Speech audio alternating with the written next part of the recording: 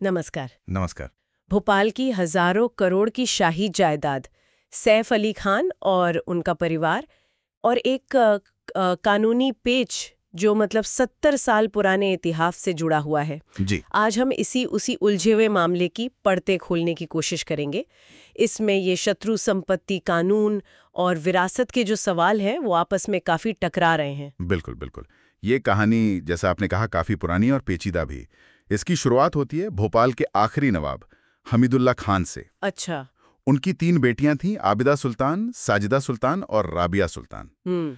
अब जो सबसे बड़ी बेटी थी आबिदा सुल्तान, जिन्हें मतलब नवाब साहब के बाद वारिस माना जा रहा था, हाँ हाँ। वो 1950 में पाकिस्तान चली गईं और उन्होंने भारतीय नागरिकता भी छोड़ दी। बस यहीं से आप कह सकते हैं विवाद की असली नींव पड़ी। ओह, तो मतलब जो उत्तराधिकारी थी वो ही देश छोड़ गईं। इससे तो मामला उलझना ही था फिर।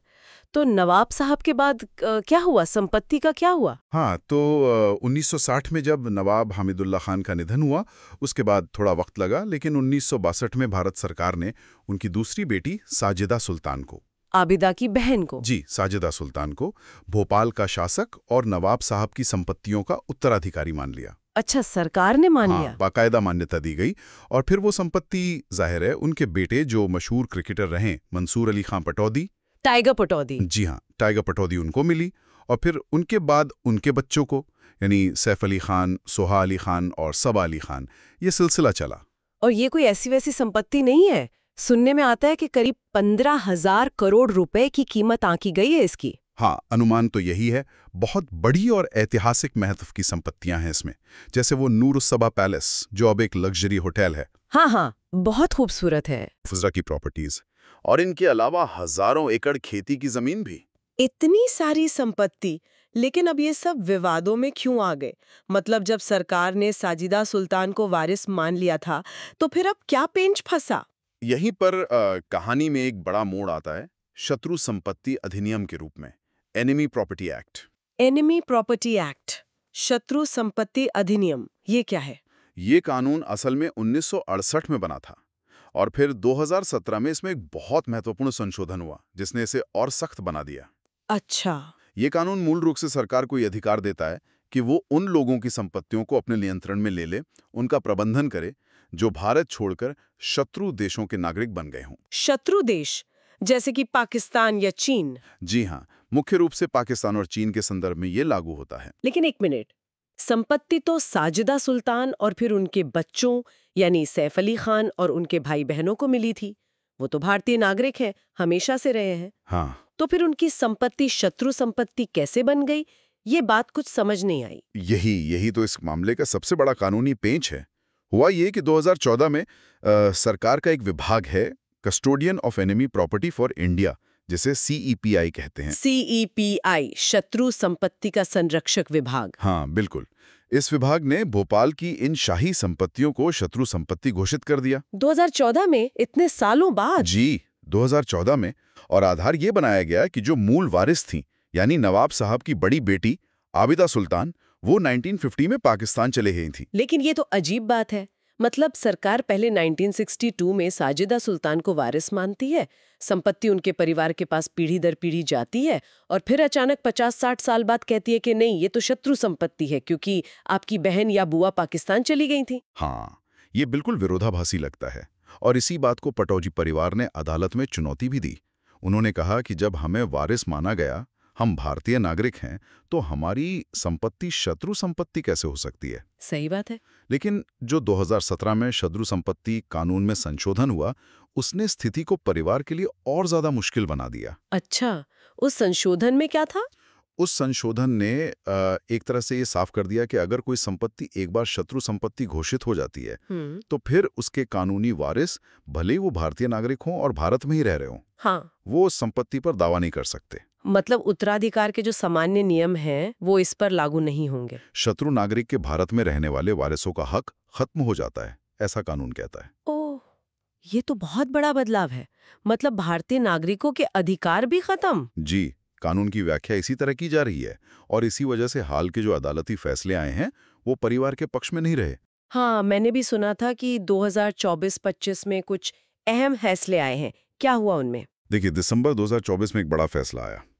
मध्य प्रदेश हाईकोर्ट ने सैफ अली खान और अन्य की वो याचिका खारिज कर दी जिसमें उन्होंने संपत्ति को शत्रु संपत्ति घोषित करने के सीपीआई के आदेश को चुनौती दी थी। खारिज कर दी, मतलब कोर्ट ने सीपीआई के फैसले को सही माना? जी, कोर्ट ने उस याचिका को मेंटेनेबल नहीं माना, मतलब सुनवाई योग्य नहीं समझा और खारिज कर दिया।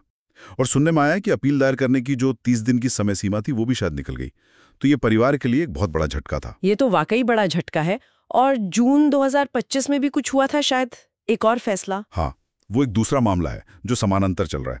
देखिए, इस पूरे विवाद में 2 अलग-अलग कानूनी लड़ाइयां चल रही हैं। अच्छा, 2 लड़ाइयां? कौन कौन सी?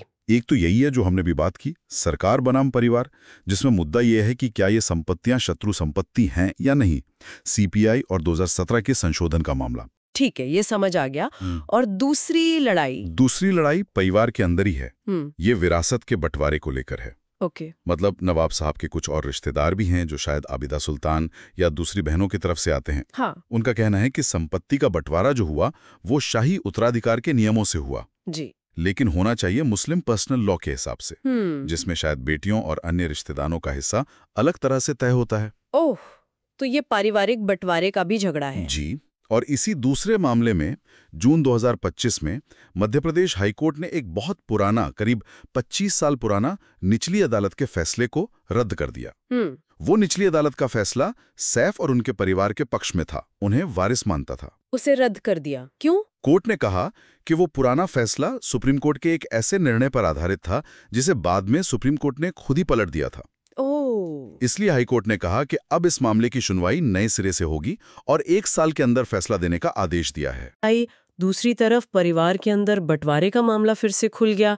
ये तो बहुत ही उलझ गया है। हाँ, काफी जटिल स्थिति है, पर यह समझना जरूरी है कि ये 2 अलग मामले हैं। पहला, शत्रु संपत्ति वाला मामला ज्यादा बुनियादी है, क्योंकि अगर संपत्ति शत्रु संपत्ति ही मान ली जाती है तो फिर बंटवारा किसका होगा ये सवाल ही शायद खत्म हो जाए। हाँ, ये बात तो है। अगर सरकारी मालिक बन गई तो परिवार वाले आपस में क्या बांटेंगे? बिल्कुल।